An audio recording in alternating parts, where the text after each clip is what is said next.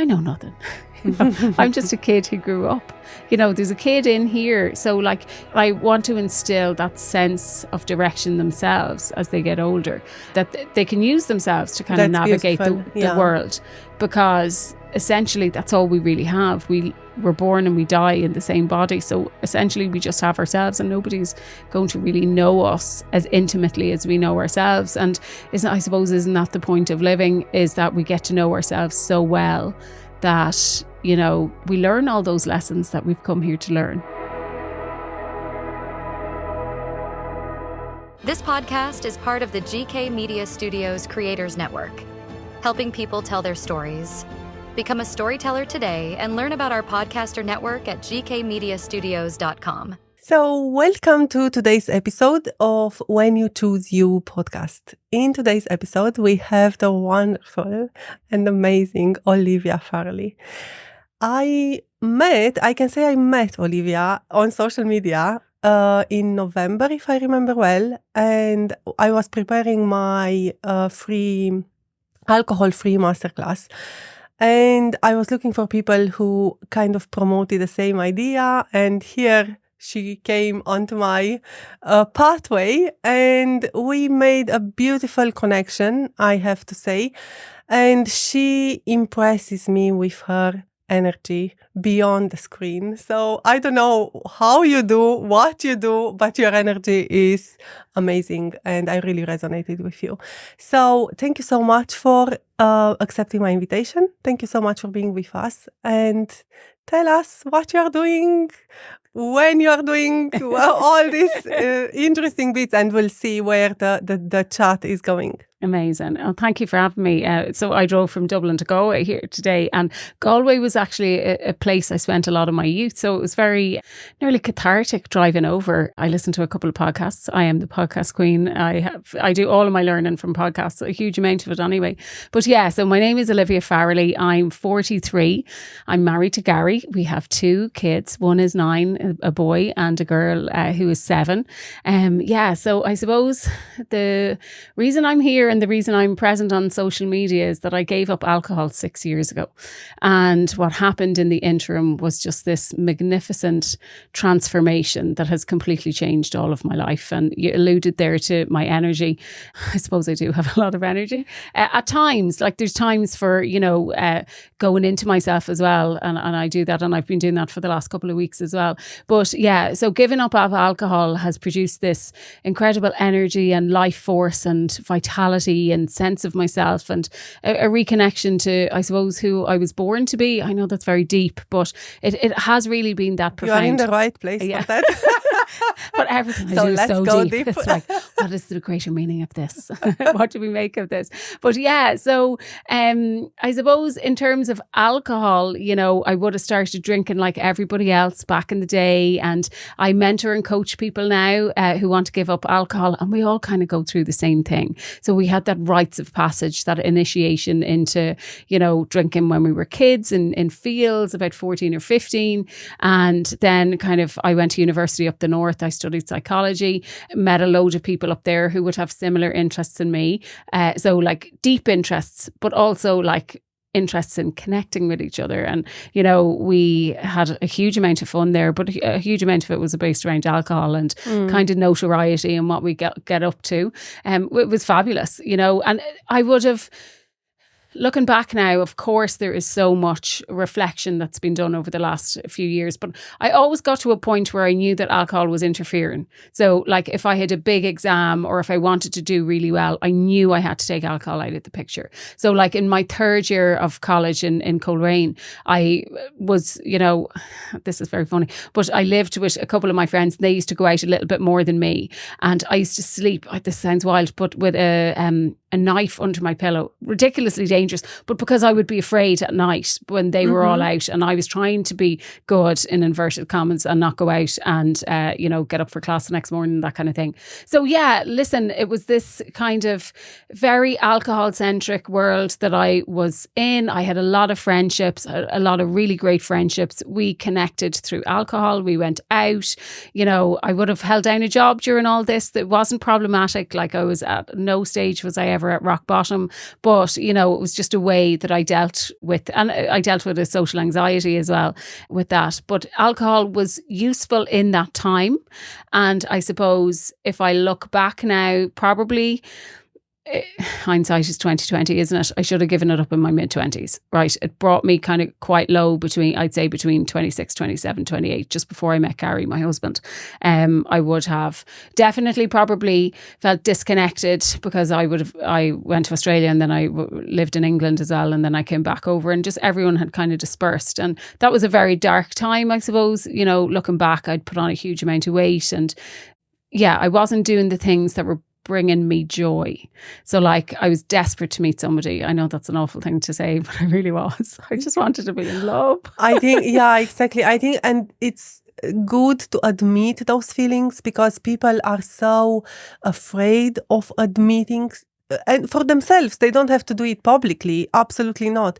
But to hear someone who is going to do something similar with them, absolutely, I think it's so empowering. Oh, it's so empowering, and it's so empowering. It's, you know, I suppose we all put on a front at times, right? What you see is what you get. I'm the queen of TMI. Too much information. I will tell you far too much about myself. Welcome into the club. It is just, you know, so and I've learned a lot through other people admitting, and it's so gorgeous to hear that, oh, were you a desperado too, and were you mad looking for love, you know? But met Gary, and then, you know, not to be too dramatic about it, he's absolutely phenomenal, and there was a groundedness there with him. So he's, you know, I really want to be a wise person. That's one of the things. And I love being described as like this old mystical soul. And I'm not, right? Are you sure? But he is. Okay. Oh, he is so wise. And he's so calm, and he's so nurturing, and he's all these gorgeous things. And then when I met him, it was just this glorious, you know, a lot of my worries went, you know, when I met him, and then we've created this beautiful life together and a couple of kids. And the older that I get, the more that I realise that him and the kids are the most important thing, and myself, of course, you know. And when we're doing well, everybody else around us does well. So, you know, I'll be the queen of TMI again here. So we're just back from Portugal. So we both have really busy jobs, as everybody does. The kids are young. They do loads of different sports, blah, blah, blah. So we went to Portugal. I have travel anxiety pretty bad. Have had it for a long time. Thought that, you know, if I keep traveling and keep going, it'll go. But I try to deal with it. But when I'm lucky enough to go on a holiday, I spend the first few days really anxious. And, you know, it takes me a long time. I'm a highly sensitive person. So it takes me a long time to kind of really get into my groove. So anyway, went to Portugal, and I had slowed down for the first time, I'd say probably in a year. And then sure, it all came flooding out. Yeah. And I was just like, had a bit of a breakdown one of the nights with Gary, and I was like, what am I doing? Like, I'm running. Thank you so much for sharing that, because I thought I'm the weird one. You see why it's important to hear someone else saying. I have the same in the last 3 years. Every time when we went somewhere, and I didn't know, it was a surprise for me. Yeah.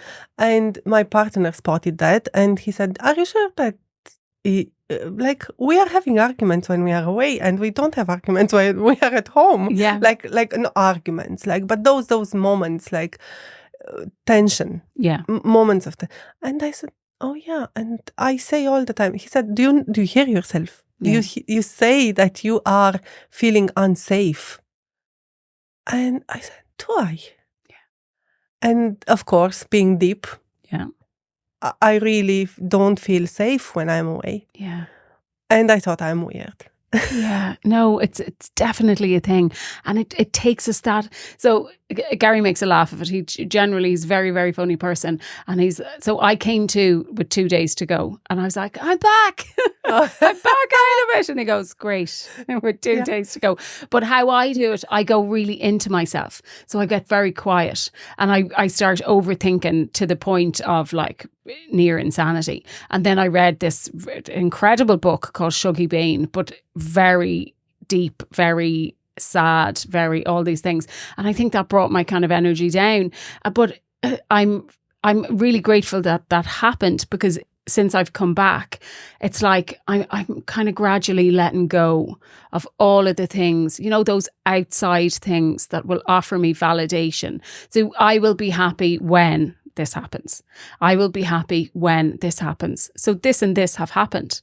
And I thought I would be literally beside myself with joy, but I'm just the same. Yes. So it's such a huge learning. Yeah. So the things that keep me happy, the things that keep me sane, that I've neglected for the past year when I'm kind of straddling two businesses, I'm working full time and then I'm doing, no more booze and stuff like that on the side, is like, so my exercise is gone, my healthy eating has gone, and I'm just kind of feeling kind of more lethargic, and that this has been the wake up call for me to just get back on track and do the things, the meditation, the journaling, just the space and time for myself. Yes. That I always prioritize. I need that. I think everybody needs that. And it's interesting that you say that. I heard something what was so enlightening for me.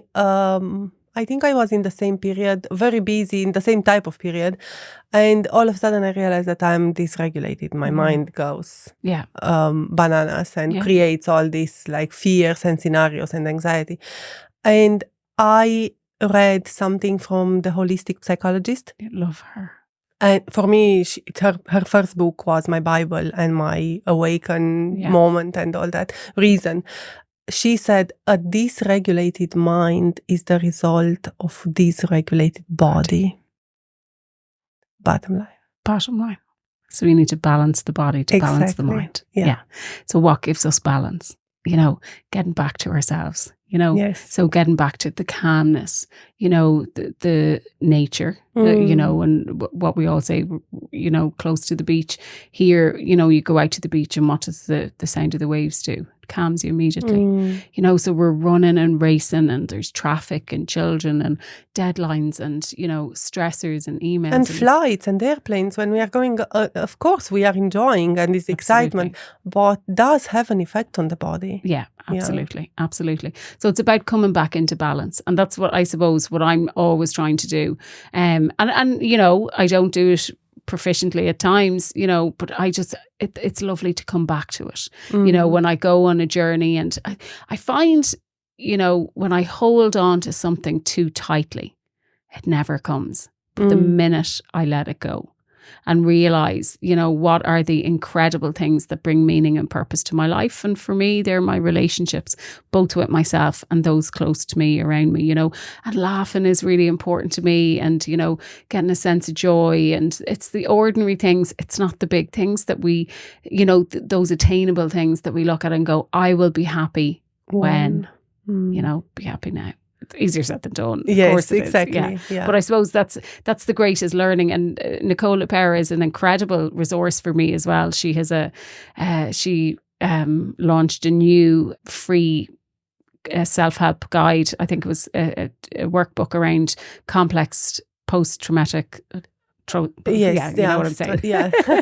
PTSD. And myself and Gary did that at home, and it's just so profound to do all of these exercises, you know, for us to get back into regulation, for us to, you know, cope with stuff that would have happened to us that we forgot about, or, you know, it's just always about becoming a better version of yourself, isn't it? Yes, exactly.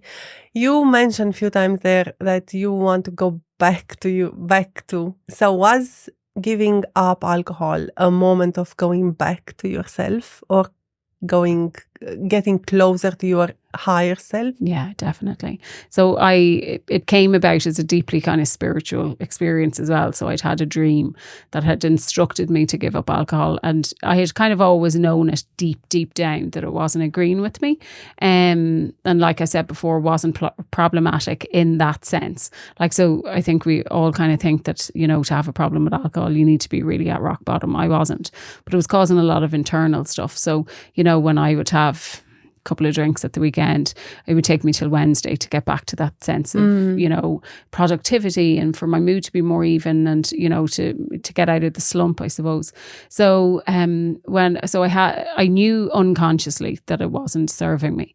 And then I had a dream and I woke up the next morning and, you know, I was instructed to give up alcohol in the dream. And I was like, oh, that's strange. You know, I've had a dream there and I need to give up alcohol. So I did.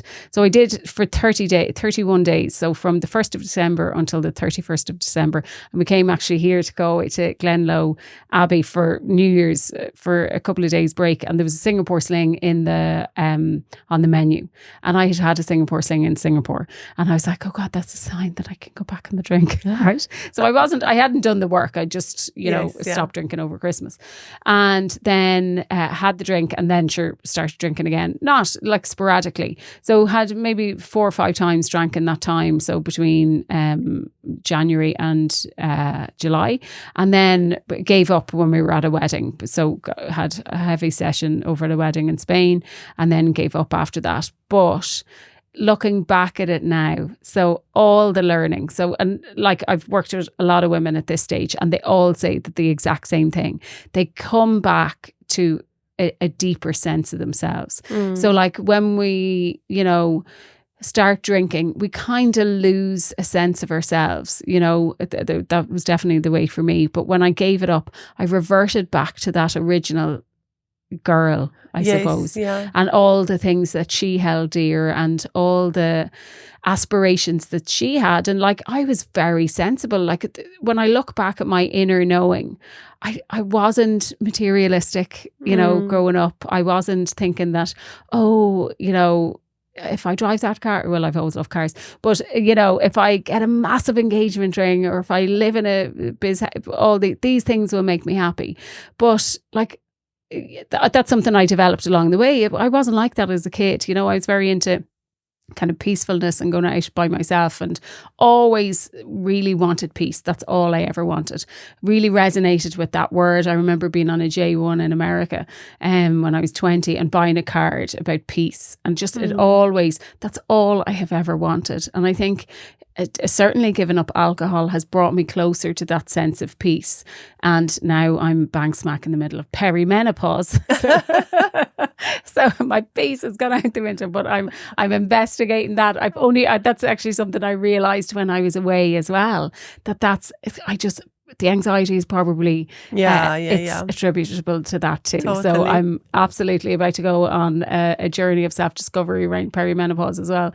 But yeah, so that kind of sense of coming back to home. So who am I? What are the things that are important? And you know, I have a lot of practices that bring me back to that place. So meditation would be a huge one for me, and you know, having a bit of fun with the universe in terms of manifestation. So like if I put something on a vision board and see how long it'll take to get that, or you know, even, you know, traits and personality, how my personality can change as well. So what do I want to be? So, you know, I said it earlier, like, you know, wise and calm and serene and just somebody that people want to be around and have a nice energy. That's all that really matters, isn't it? Amazing. Yeah. Okay, so you are interacting with a lot of people who want to stop drinking, and you were on the journey. Yeah. And for me, it was very attractive that you called yourself a gray area drinker. Yeah.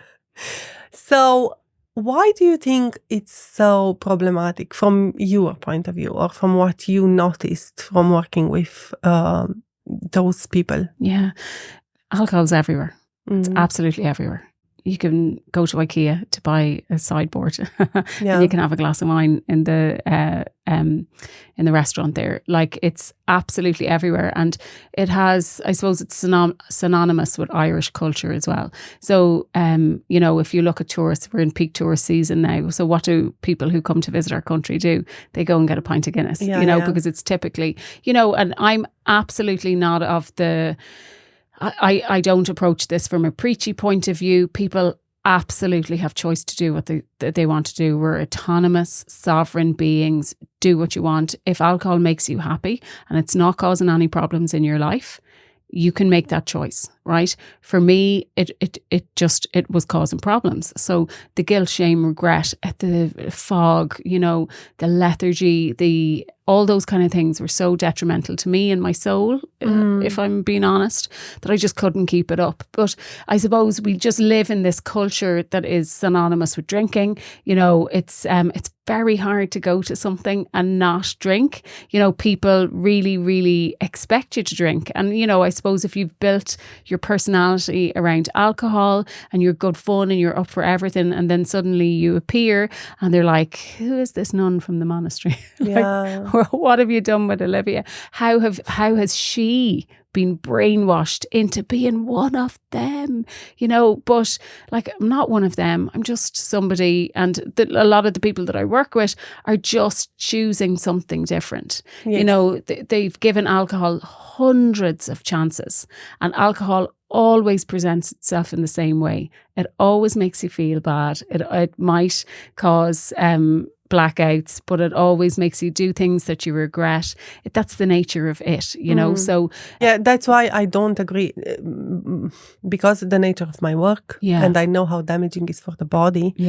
I don't agree with drink in moderation, because it's like takes drug.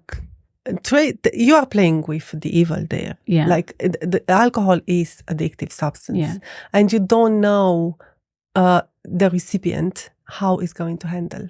And I don't think anyone know. I was never a heavy drinker. I was able to handle a glass. The second I was feeling like I lose control and I didn't like the feeling, I stopped. And then I was 42 and I went to Romania in the summer. I was at the pool in Romania, sunny, family around, so no reasons to be down or depressed or on any low feelings. And I had a shot of cognac, something what I love. One shot, no more, with my lunch. And in that night, I couldn't sleep. And the next day I was low, like something hit me with depression. And I was like, what did I do? Being conscious, being aware of myself, I said, what did I do different? Why is the reason? And I was like burst in tears for nothing. And I was like, I had a shot of alcohol. And I said, you know what? I'm not going to lose another day to recover from something why? It's, and I suppose we see the positive side of alcohol. That's the one that's portrayed to us, ad nauseum, but we rarely see those kind of sides. They're rarely talked about. And I suppose if they are talked about, I was actually talking about this on a call last night. So with women of similar age to me, so like I'm 43, so they were kind of 43 up to let's say 55, and we were saying things like, they have younger kids like who are of drinking age, and their kids are choosing not to drink because they don't want to feel bad on day 2, 3, 4. So whereas when we were growing up, the worse you felt, it was all just laughed off, and we all accepted that as par for the course, so when we ended up having a 3-day hangover, feeling really bad, everyone laughed it off. So it wasn't given the seriousness that I suppose it would now. And a catalyst definitely for me was having kids, and it's a lot for the people that I work with, especially because you're low on sleep anyway, you're low on energy, and you have to put so much effort into your children, especially when they're young. And it's either them or the drink, I suppose. So you can't have the two. So you can't really have a bottle of wine on a Friday night and expect to be up at 5 o'clock in the morning, literally at your best, whereas before you could have a bottle of wine on a Friday night and you wouldn't have to get up until 12 o'clock on Saturday. So it's, what I teach people is, it's all a process. So it's all a process, whether they're ready for change. We go through this whole process of being ready to introduce change into our lives. And when we remove alcohol, we have to add in different things. So we have to, I so much, subscribe to that. So like if you, let's say an example, the Friday night bottle of wine. So if you pour a glass around 6 o'clock and go to bed at 11, that's 5 hours. Right? So that's 5 hours that's concentrated on drinking that bottle of wine. And then the next morning, let's say, you don't get up till 10:30 and you're usually up at 7. That's another 3.5 hours. So let's say 8 hours that you get back. So that's 8 hours that you're by yourself. And a lot of people have to sit with the emotion of being by themselves. And stuff does come up, and it definitely came up for me as well. So when we take it out, we have to put different things in. So do we take up new hobbies? Somebody I was working with has taken up knitting. Wow. How cute. So she's knitting her little heart out on a Friday night, going to the cinema, hitting up a club or something to go to, go out for a walk, meet in a park, something like that. It's just about kind of distraction for the first little while, and then being aware that when the stuff comes up, that we have to find somebody who will help us deal with that stuff, whether that be a therapist or a healer or whatever you subscribe to as well. But yeah, this stuff does come up, and we're definitely in the era now of a lot of change, and stuff is coming up in the world for it to arise, be healed, transmuted, and then to leave us, So I'm just constantly working on becoming a better version of myself, that healing kind of thing. So I've healers all over the country that I go to just to help me deal with stuff, and I do therapy as well, and a bit of life coaching here and there, and it is invaluable just to inch towards the person that I want to become, who I knew who I wanted to be when I was a kid. There was no real job title there, but there was a sense of kind of power and empowerment that I wanted to embody, and I think I'm becoming slowly more her. Will I ever become her? Who knows? I don't know. But it's in the trying that is part of life. Yeah, I think you are evolving. Yeah. And definitely Olivia from today is not Olivia from yesterday, and is not Olivia from tomorrow. Yeah. So yeah, and I think that's beautiful. Yeah. It's a journey. No, it's such a journey. Yeah. And it's so important to enjoy the journey. Yeah, absolutely. I saw a meme on social media the other day, and it said, do you remember when your parents were young and they kept saying things like, oh, if it's not one thing, it's another. So me and Gary have gone around the house for the last couple of days about, oh, if it's not one thing, it's another. And that's so true. Like, if it's not one thing, it's another. But it's just to take everything, that it's not, life isn't happening to us, it's happening for us, around us, Exactly. and like, am I going to take it personally that, that I have to go to the hospital with my kid, or do you know what I mean? Like, no, it is what it is, and we just have to get through it. Yeah, I think you said that our life doesn't happen to us, life happens for us. Yeah. And I think that's essential. Yeah. You change the perspective there, and then everything changes. Yeah, absolutely. And because I have such an incredible spiritual belief and a spiritual practice, I kind of, so my beliefs anyway would be that, like, we chose this life, and that we're going along maybe a linear timeline. So we choose all the characters. I even said it to my little daughter last night when we were in bed, and she was on the top bunk, and she shouted down, and she was like, did I choose you to be my mom? And I was like, sure you did. We're all part of a soul family, and we all chose each other, and we're here to learn lessons. But like, what are the lessons? And I love learning lessons. Like, right, I'm really angry now. So what is that anger here for? Or I'm very disappointed in myself, or, so again, when you're starting something new and you're starting a conversation about something different, and loads of opportunities put themselves in front of you. So I've applied for a lot of things. So I've got a few things, and I've been rejected from a few things. And I got a letter of rejection, and that's what started maybe the little period of me going bananas in Portugal. So I got refused for something that I'd been banking on doing. And that's, how do I take rejection? So like, how do I take... Now it got me in a poor place at that time, so I did let it affect me.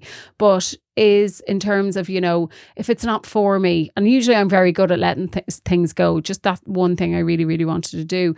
But, like, just let it go. And that's what my life keeps showing me again and again and again, that as soon as I start attaching to something, that's when it affects, let's say, my overall happiness or my overall lightness. I'm generally quite light, and I want to maintain that lightness. So I need I forget these lessons that I learn, and then they keep, slapping me in the face. The universe says, hello. Hello, what are you doing? I'll remind you now there what you want to exactly. do. I'm going to give you a headbutt. You know what Oprah says, like that, your life starts throwing pebbles at you. So it's a little pebble and a little pebble and a little pebble, and then it's a rock in the face, So that's what I say. It was a pebble, and then I got a brick slap. And it's like, okay, right. I got it. I got it. Okay, we're moving on. Yeah. But that's the joy and the beauty of life, isn't it? Yeah. It's taking meaning and learning from everything that happens. Exactly. Yeah. I think that changes the perspective so much, like put things in the right perspective. Yeah. Because life, it's not about being overwhelmed. It's not. I don't believe that we are supposed to be here for getting overwhelmed, getting sick, but we are here to learn lessons. Yeah. Because if we don't learn, we can't move on. But that's it. And our soul can't evolve. Exactly. And for me anyway, the process of giving up alcohol produced the most lessons. So I definitely felt that I was stagnant looking back, just personally, with my own goals, and definitely felt like, if I had a boozy weekend and I would spend the whole week, I suppose, working towards my goals, but then have a boozy weekend and it would be one step forward, two steps back. And that was kind of a continual pattern in my life until I gave it up. And then this whole other world just opened up and evolved. And I started being really consistent with exercise, with the foods that I was eating, my gut. So I really healed my gut. And I have a lot of practices that I put in place for my gut. And I think that keeps my mood quite stable, actually, that whole serotonin production, and then like just little joy, getting my dopamine hits from exercise then, and just being consistent with my practices in terms of like meditation and journaling and all that kind of stuff. But yeah, it caused this level of growth that, I'd say is the catalyst to the next phase of my life as well, I'm very curious, what are you going to say to your kids when they will be, because I know they are young enough now, when they will reach an age where they want to have a drink? Yeah. I have no judgment. So they hear lots of messaging in our home about not drinking. Right, they know Mama has a podcast that she talks about people who don't drink. So my little one says things like, "Mama, I will never drink just like you." And then our boy says, "Sometimes I might have a beer like Dada does." And Gary doesn't have. If you could ever describe a normal relationship with alcohol, he has it. So he will enjoy a drink every so often. It's not a big deal for him. So listen, I can only do what I can only do in terms of informing them. If they want to have, that is their choice. They need to go through whatever they need to go through in their own little lives. I will never judge them. But in saying that, everybody I talk to who has kids of going out age, the atmosphere is a very different atmosphere than it was for me in my 18, 19, 20, 21. I work with a lot of young people, and a lot of them don't drink. They go hiking and they do other things. So this kind of incessant glorification and romanticization of alcohol as far as I can see, doesn't exist to the same extent that it did with us. Like, I definitely felt I didn't have a choice not to drink. So everybody drank. And it wasn't a case of, oh, sorry, no. And, if you didn't drink, you were seen as dry or boring, and that's definitely things that I didn't want to be seen as, but I think there's definitely a choice now, and my kids are really aware that there is a choice, and I won't judge them in any way. They need to develop their own sense of themselves and to make their own choices and decisions, and we can only, I suppose, incubate them for 18 years, or we live in Dublin, they'll be with us till they're 50. So for 50 years I can only incubate them because they're never, but and what they say, I model a certain relationship with alcohol, as in I have none. Yes. So hopefully they will model, but I won't be, pointing the finger. I'll just be saying, you make up your mind. And I think people have to experience something to make the decision on it as well. But all signposts are pointing towards them having if they choose to have a relationship with it, they can have it in a way that's, I don't know, moderate. Is that healthy, even a thing? Kind of. Healthy relationship. Yes.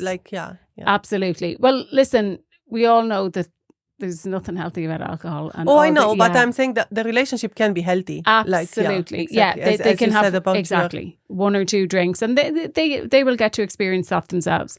So I'm definitely not going to be like, you can't drink, because that always backfires with everything. When people are told they can't do something, they want to do it even more. So, and I think that's part of growing up and figuring stuff out for themselves. And hopefully we've created an environment, the two of us, where, I always say to them, I know nothing.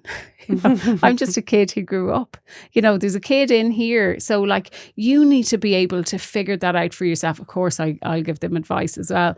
But I want to instill that sense of direction themselves as they get older, that they can use themselves to kind of navigate the world. Because essentially that's all we really have. We're born and we die in the same body. So essentially we just have ourselves, and nobody's going to really know us as intimately as we know ourselves. And isn't that the point of living, is that we get to know ourselves so well that, we learn all those lessons that we've come here to learn. Exactly. And I think that's giving them, it's something so rich to give them the capacity of taking a decision personally and with consciousness and awareness. Doesn't matter what decision is. Exactly. And intuition. So I would say to them, okay, let's feel these things out in our body. How does it feel in your gut? Because obviously our gut, this whole gut instinct, our intuition, we all have examples of going against our gut and walking into a room where you shouldn't be, or somewhere like that, and you go against it and you pay the price. So if we can learn from a very young age to use that internal navigation system, which is what it's been developed for, that we can live that autonomous life, that we have self-compassion, and that we choose the course of our own lives as well, and that we're happy with the way our lives are going, and that we know that we do have capacity and power to change at any time. Did you feel like your intuition is growing since you stopped drinking? Oh yeah, it has improved, definitely. Yeah, and especially since I began the process of healing my own gut. Now it was never medically diagnosed that I had an issue with my gut, but I just absolutely lashed onto it, and I started eating a lot of fermented foods and kombucha, and I take Simprove and stuff like that as well. My gut feeling, yeah, absolutely. And I think the closer I am to a robust meditation practice, the more in tune I am with myself and my own needs and my own intuition and that kind of stuff as well. So I'm very intuitive. I would love to be. There's times where I'm quite, should I say psychic? But I'll think somebody will say something and they'll ask me to guess, and I say I'm numerically psychic, right? That I can always guess the numbers right. And people always say, why have you not won the lotto? But just that level of there's times where I'm very intuitive. Okay. For people who, because I know you and me, and we are very familiar with intuition and intuitive and being all this in the zone of manifesting and all that. How would you describe intuition?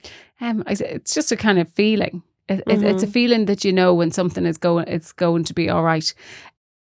It's, I suppose, in those still quiet moments of your own life where when something feels good and you go with it, or when something.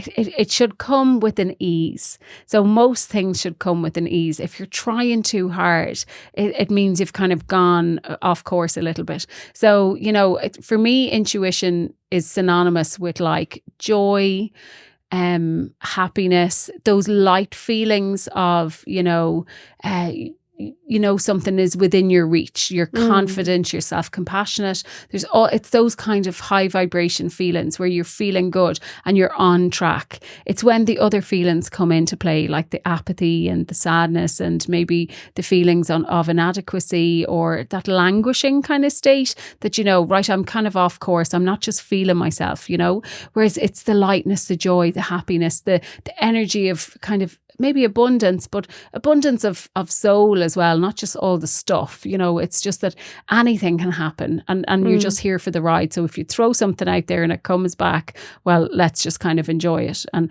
I suppose that's the space that I'm in, haven't had that little break in Portugal or whatever, that I stopped holding on to a lot of things so tightly that I'm just now, it has brought back to me again that I need to start letting things go. Very nice. Yeah. So beautifully said. Yeah. Like things are within the reach. I love that. Yeah. And then if it doesn't happen, doesn't happen. Yeah, exactly. And then let it go out of the body. So that's what I've been practicing a lot over the last couple of weeks as well, is like just, you know, noticing my posture. Right. And even like when I'm driving, when I'm walking, you know, when I'm watching Love is Blind UK, which we started last night and finished. It's spectacular. But, you know, so am I clenched? You know, what is my body like? You know, so just that even, so I'll do a massive big exhale and just, you know, this mental note of just let it go. Just let it go, you know, and let fall into something bigger than ourselves because, you know, we don't know. Exactly. Yeah. We try to know, or we kind of have a glimpse. Yeah, exactly. But we don't really know. No, we don't really know. And that's fun. Yeah, absolutely. Well, not really. No, it is. Talking about letting go. Exactly. Trying to hold on to things. But what about this? You know? Yeah. I do a lot of reading of near-death experiences. So that's my kind of area of personal interest. And I've read a lot of books by Raymond Moody and Bruce Grayson and Eben Alexander, all those who the first two study near-death experiences and the second or the third one had a near-death experience, and Anita Morjani as well. She's an excellent book called Dying to Be Me. But the lessons that people have learned who have crossed over, you know, so who've died and then come back to life, you know, I find them invaluable because they have more of a, I suppose, a bird's eye view of life and its meaning and the reason why we're here. And, you know, I just find those teachings in my own life really, really useful, you know, not to take things too seriously. And, you know, I know there's times and places where we have to, you know, but I find the teachings of near-death experiences incredibly useful in my own life. Yeah. Why do you think people are afraid of death? Probably it's not talked about a lot. But people avoid to talk. Oh, unbelievably avoid. Because I'm dealing with clients in my coaching practice who are very anxious around health. So they are diagnosed or self-diagnosed with health anxiety. I hear that a lot lately. And that's because you can't touch the topic of death. No. Because it's too frightening and it's too painful. So I keep asking why it is, and I didn't really get an answer yet. So because that's why I keep asking, why do you think people are so afraid of ending of this life on the earth? Yeah. I just think it's so taboo. So we never have conversations. So I think it's quite superstitious as well, that if you talk about it, then you're bringing it in. Yes. Yeah. So totally relate to that. Yeah. We completely avoid it. So, you know, if we, and like none of us are getting out of this alive, you know, so if I know. So, you know, if we avoid talking about it, it's just this unbearable pain, you know, and especially, you know, we don't like to think of our own death, and then we don't like to think of those around us dying and all that because of the panic and the fear and all that kind of stuff. But I remember hearing once somebody said this, that, you know, let's say somebody around us dies, they teach us how to die. So their acceptance of it and their, you know, reasoning of it teaches us then how to die. And I remember a couple of years ago listening to a guy, he was a lawyer from Dublin. I cannot remember his name. He was on Miriam O'Callaghan, and he had terminal cancer and he was dying, right? And he had an incredible faith. And I remember it was a Sunday morning in the kitchen and I was listening. Couldn't believe it that he would have the presence of mind to talk about his own death so normally, and like, I am going to die, and and his wife was there with him, and they spoke so candidly and so beautifully. But he had an incredible faith, so he knew he was going to something else, and he knew it was part of a bigger plan, and that he accepted it. And I think that's a huge part of it as well. I saw Charlie Bird in December. Okay. And I had that feeling that they accepted, both of them, and that was for me very eye-opening. Like, it's so wise and it's so uncommon. And it's our deepest fear. Yeah, exactly. And it's our deepest fear that, sometimes we just can't talk about. And I had a really deep fear of death, and, some hangovers, not for this to sound incredibly dramatic, but like some of the hangovers I experienced were so intense that I actually did think I was dying. And I had a massive fear of death because of how, the hangovers would have mimicked like panic attacks and heart palpitations and all those kind of things as well. So then in order to face that fear, so that's why I went knee deep into the near-death experiences and what they've taught me as well, and there's a bravery around being able to speak about something like that as well, that we're all going to go through it, and it doesn't mean that because we talk about it that we're bringing it in, that there is a greater life plan, and that if, I think anything, if near-death experiences tell us, it's that if it's not your time, it's not your time, but if it is, it is. Yeah, exactly. Yeah. And you said that you learned so much out of these near-death experiences, what you read about it. What was one or two things what spoke to you? Yeah, so that everything that happens to us in life is a gift. So even though we probably fail a lot of the times to see it as a gift, but in terms of like what it teaches us. And then another one would be just to be authentically yourself. So to again, let go of people's expectations. And actually a huge amount of the work that I do with people is around other people's expectations of them not drinking. And, they'll have this like specific occasion in their mind, right? And they fear this wedding or this, retirement or whatever it is. I can't go to that sober, and then they do, and the thing that they always come back and say, like, nobody cared. And I just was able to be myself, and that's, I suppose, one of the greatest learnings as well. We're all just so concerned with ourselves that we don't really care what other people are doing. And it's that lesson that we need to learn. But so the near-death experience, so the authentically yourself, everything is in life is a gift, to laugh and not take things too seriously. And then just, I suppose, the bottom line is that love is the most important thing. Yeah. Exactly. Beautiful. Yeah. So I am a drinker. Gray area drinker, and I want you to describe that a little bit from your perspective. And I play with the idea of giving up alcohol, of stop drinking. I'm coming to you. Where do you start with me? Well, I'm so happy to have you here. Fate has brought us together. So we'll generally what happens is people come with, they'll say their end. What was the thing that proved the catalyst for you to come with me? And it's generally a wedding.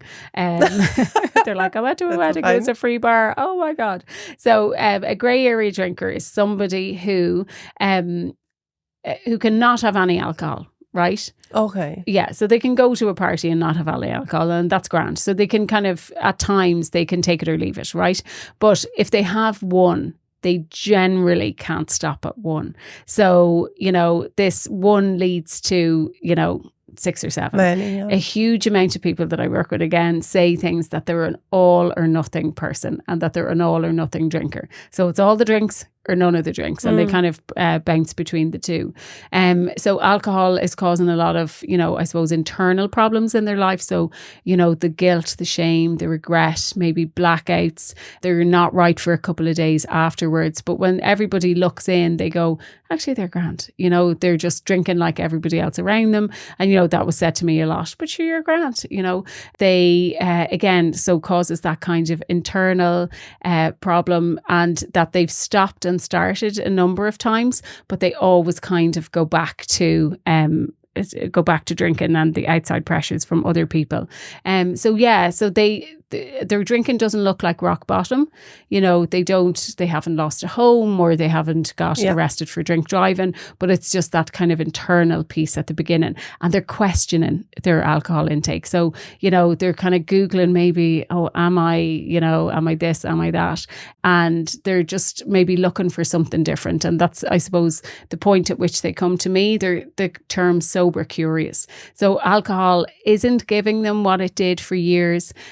So the benefits aren't as abundant as they used to be. So the costs are a lot higher now as they're getting older, and they just kind of want to explore a different way of being, and they just need a couple of tools, and oftentimes they just need permission, and they just need to be seen and heard without, like, I alluded to it earlier there, that, their friends think that they're grand, but they know that something is amiss within them, they'll often intend to drink less, and they end up drinking more as well. But yeah, it's just this whole kind of, I suppose, journey of exploration as well. So they'll look at, who they are and how they've developed certain habits and beliefs and attitudes towards alcohol. What has alcohol done for them in the past?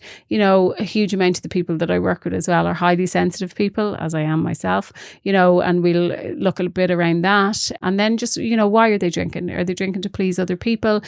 Are they drinking to calm some element of themselves? Are they dysregulated? Are they, do they have a social anxiety? Are they looking to connect? Are they doing it out of habit? Are they bored at nighttime and it seems like the thing to do?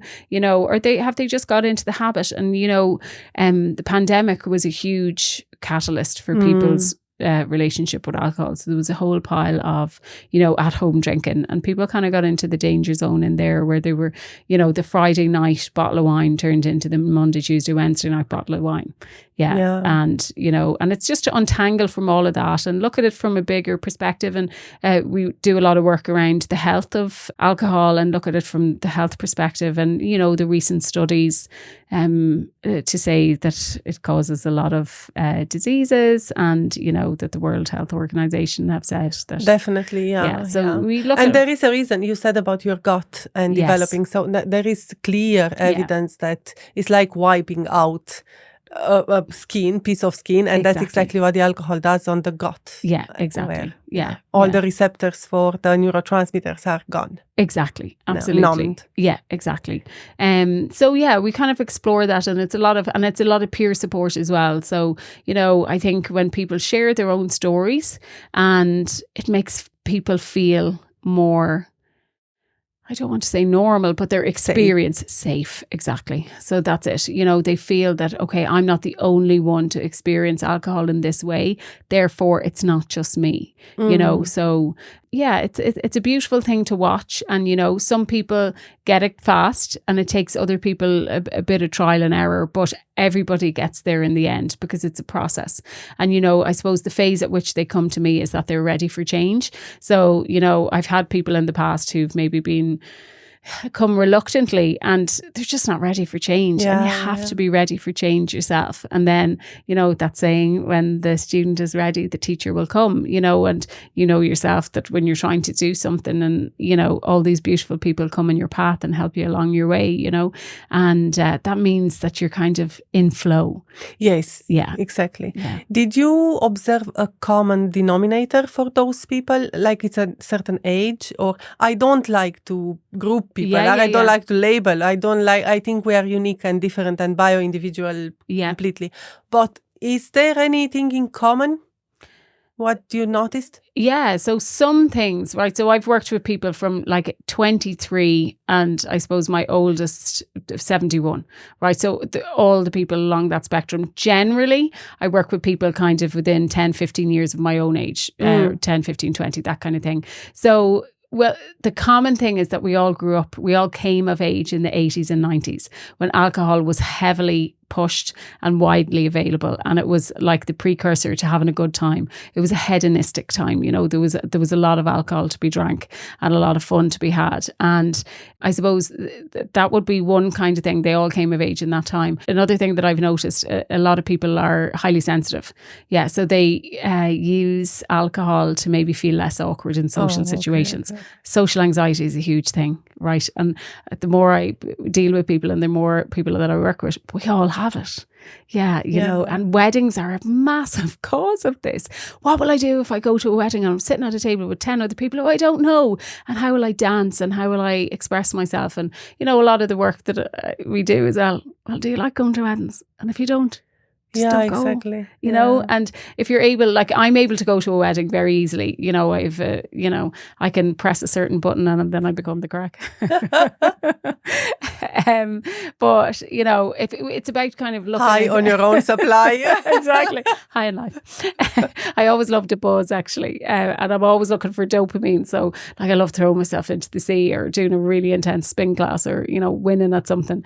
So the high sensitivity bit, and then as well, kids. So having kids is definitely a catalyst in terms of like the sleep deprivation anyway, and you can't behave in the ways that you did before you had kids, and you really try and hang on to that, but your life keeps telling you can't do it, and then they, you know, put two and two together, and then they realise that it is the bottle of wine on the Friday or Saturday night that's causing them not to, you know, and your body. So as you get older, you know, your sensitivity to alcohol increases and your tolerance drops. So you're not able to metabolize it in the way that you did in your 20s. So it just gets harder and harder and harder as the years go on. And, you know, so like there are probably a couple of things that I notice, but, you know, I suppose it's about kind of being conscious as well. So, you know, there's not a lot of people in denial who come to me. You know, there's not a lot of people who romanticize alcohol. They're done with it. Like they've had enough fights with it at this stage. They've given it enough chances, and they're just ready to knock it on the head. Okay, so that's the main denominator, that they're ready. Oh, they're so ready. They're absolutely so ready, and they just need a couple of skills. And you know, I'll often find that, you know, so they'll do a 30-day or a 60-day or 100-day challenge, like, and they'll be off the booze for that time, and then they'll notice like those sneaky thoughts of moderation will start to come into their head. They're like, but what if I only have one? And then it just, you know, even if they do slip at that stage, then they get back on the wagon very, very fast, because then it's really compounded for them that they actually can't drink. And you know, a lot of the people that I work with, again, who describe themselves as all or nothing, middle lane, grey area drinkers, the bottom line we work with is that, you know, moderation doesn't work for us.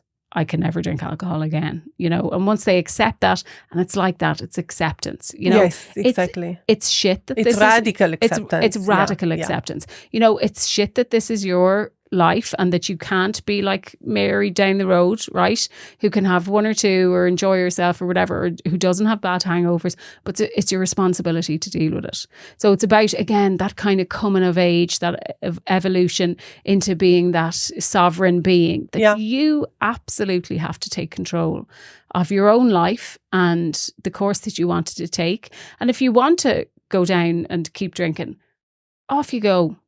Absolutely. And nobody's going to judge you. And that's the thing.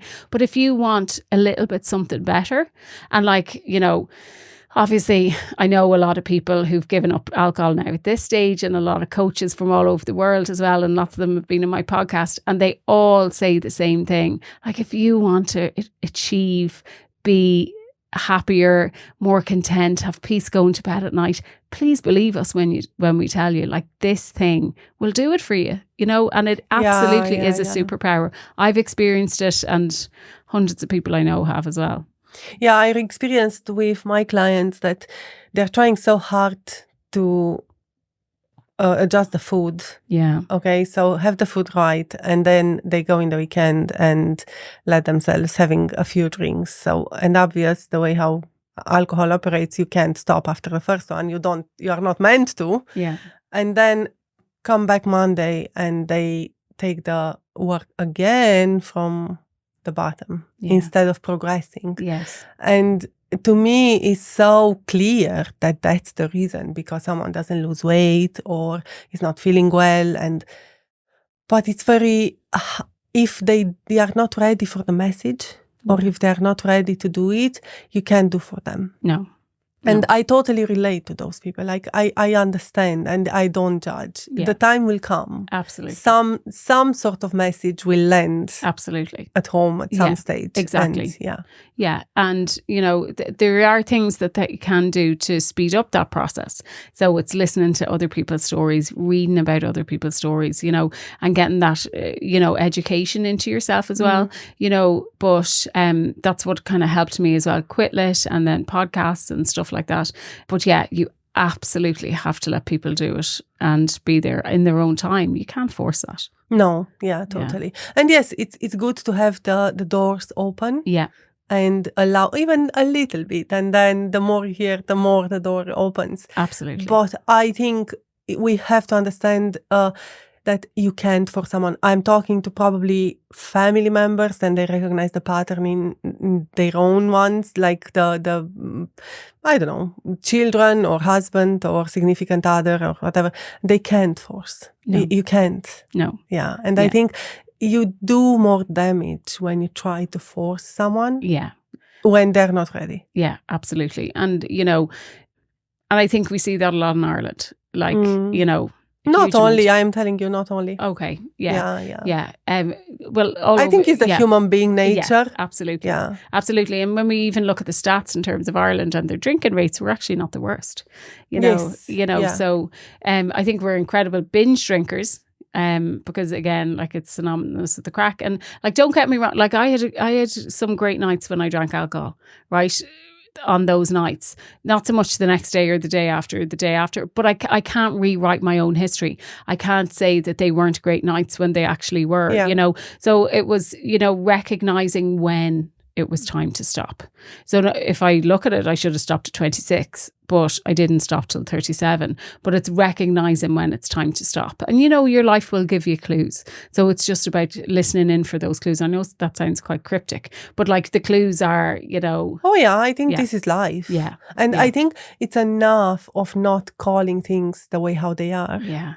I that's me being authentic all the time. Yeah. I always say, let's call the spade a spade. Because if we keep sugarcoat things what are not making us happy and better, like, we're going nowhere. Yeah. And then people are at different stages of evolution as well. Yeah. So like, you can't. And I know who is ready for the message. Yeah. Will hear the message. Absolutely. And who is not ready, I'm sorry. And all I can say, I'm genuinely sorry if someone gets hurt. Yeah. By my message, but it's not meant to hurt someone. Yeah. And it's, people will they can only take in what they're able to take in. Exactly. Yeah, with whatever resources they have at that time, and whether they're strong enough, physically or mentally, and they'll be able to take that. And, I've worked with people who haven't, and, they've come back to me and said, I'm not ready. Mm-hmm. Yeah, and there has been a lot of those, and they need to experience more of that journey, so it's a process. Yeah. Correct. It's a journey. It's a journey. What do you have in the terms of routine? What keeps you stronger and going? And like, do you do something daily? I know you already mentioned few things. Yeah. Is something what you say is a non-negotiable for me? Yeah, sleep. Yeah. Okay. So I'm kind of renowned as an absolute nerd for sleep. Like, some of my friends like really sneer at me because, you're in bed at 9 o'clock. So our kids go to bed at 8:30 during school time, and like we scoot to bed after we put them to bed as well. So I got 8.5 hours sleep last night. So if I don't sleep, I am good to absolutely nobody on this earth, right? Myself included. So I definitely have to get enough sleep, and to me that looks definitely like at least 8 hours. And if I'm short on that, I don't thrive in any way. So I'm always kind of chasing my tail. And luckily I'm married to a man who's exactly the same. So we are big sleepers and we prioritize sleep a lot.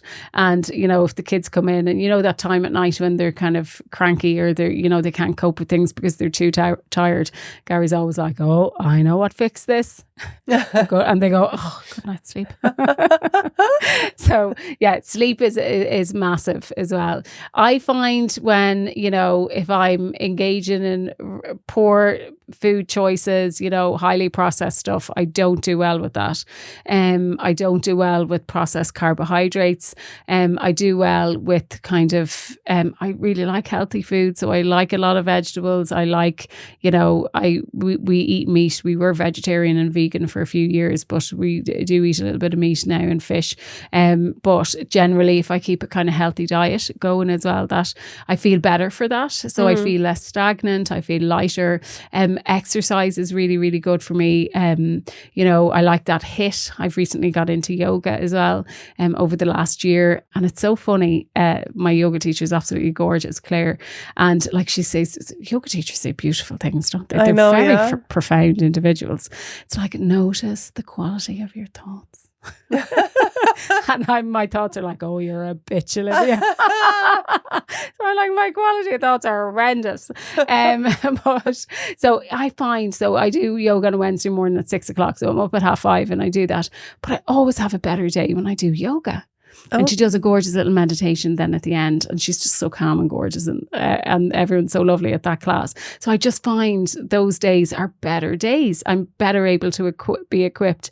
Something happened on this Wednesday just gone actually, and so I was really calm. And then I came home and I meditated, and we went into a very stressful situation. And I said, if I hadn't meditated and done yoga this morning, I'd be on the 6 1 news tonight. But it's just, you're so much able to cope with, like, you know, bad service or, you know, not being told about something really important and all these kind of stuff. It just builds that. Yeah. You're like, you know, let that shit go. Yeah. And I find definitely all those practices make me calmer. And, you know, we've just been in the process of clearing out a lot of the stuff in the house as well. So like that kind of decluttering. Yeah. I'm not very domesticated. I know it's just who I am. Like, I knew this from a very young age. Everybody knows it about me. I do call Gary's a better wife than I am, but he's just more organised than I am. He's just way more organised, right? But I'm not so much. But even if I do have time I like to declutter, and then it makes me feel that little bit calmer as well. You reminded me of me last Saturday. That's so funny. We had guests. So I have my Irish parents. Yeah. And they came for the first time in Clare from Clonmel. And I'm all, when someone is coming, and I had to have the house clean and all that. And my partner and my son were away for work. And I started for some reason to have a serious argument with my partner in my head. Like, you let me here and I'm doing everything. And the phone rang. And I was mad. And I was like, hi, babe, how are you? Oh, I'm just having an argument with you. And everything like, why are you not doing yourself a cup of tea? Yeah. And see it from there. Do you know that everything can, like, just come down? But it's only half an hour until they're coming. And okay. Does it change anything? No. Okay. So. Yeah. But and it was like, just let it go. That's it. If they don't like, they will go back home. Yeah. And that's it. Like, what? Like, doesn't make any difference. Yeah. It's here what you make, like. That's it. The meaning what you put. Absolutely. And that's been a common thread, I think, throughout this podcast is it's let it go. Yeah. You know, just, well, you know, when I hold on to things so tightly, they just, I suffocate myself, you know, and I just need to let it go. Exactly. Yeah. And I think that's yoga as well. So open your body. Open your body. And let it go. Yeah, it's a beautiful practice. And I have a healer, Eileen Heenahan, yes, that I go down to a few times a year in Tipperary. And she's been at me for a few years. So I'd be like, oh yeah, I'm running it through the wall. Eileen will be a guest on the podcast. So, gorgeous. Yes. Oh, I'll be knee deep in that. Oh, I love her. And I often go to bed with the sounds of Eileen, actually. And, in the room, her gorgeous meditations and stuff. But she's been at me for a few years to do yoga and I haven't been listening. But I've started to listen and it's just such a beautiful practice. In every way. You were not ready for the message. I wasn't ready for the message. I really wasn't. I know. Yeah. Like how many of us, we are not for different messages. Exactly. It's just, and it will happen when it's meant to. Exactly. Yeah. And we are, Gary's saying is like, we're all on a linear timeline. So even if we miss a cutoff for something to happen, it will always come back in at some stage. Yeah. So we're all meant to do whatever we're meant to do. When you're ready. Yeah. Yeah. Thank you so much for such a beautiful and insightful conversation. Genuinely, thank you. Oh. And when people want to reach out to you, where are they going? So I have an Instagram page. It's at Grey Area Drinker. I have a little website that's grayareadrinker.ie. And then I have a podcast called No More Booze that you can get. It's people talking about giving up booze. So it's on Apple or Spotify or wherever you get your podcasts.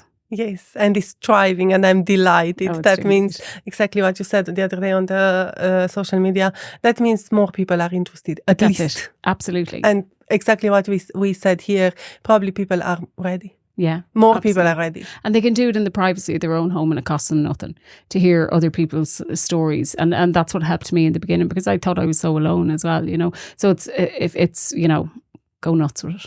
Yeah, exactly. Thank you so much for honoring the invitation and I honor you for being here. Thank you. I loved it.